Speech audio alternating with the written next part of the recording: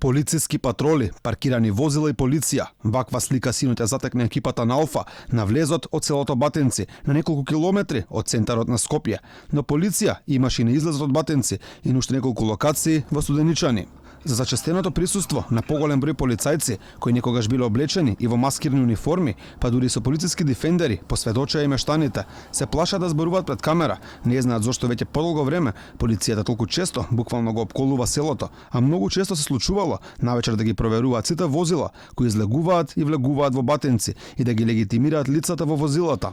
Алфа праша во МВР зошто има толку многу полиција во Батенци, од таму со краток одговор, без да откриваат детали, велат. Презимаме стандардни мерки во функција на безбедноста на граѓаните. Таму кај што ќе процениме дека е потребно поголемо присуство, тоа се прави согласно проценките на полицијата.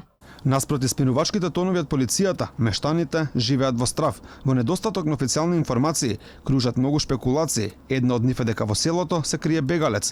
Некои дури одати со шпекулации дека е можно во селото да се крие некоја криминална група.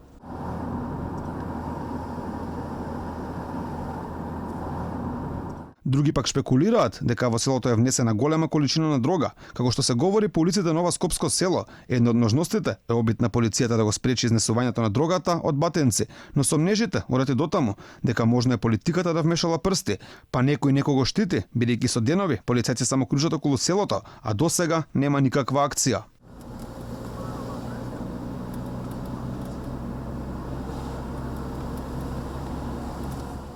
Уште едно сценарио кој кружи низ Батенци е дека се работи за пресметка меѓу две влијателни и бројни семејства од ова село, кај кој имало нерасчистена крвна одмазда.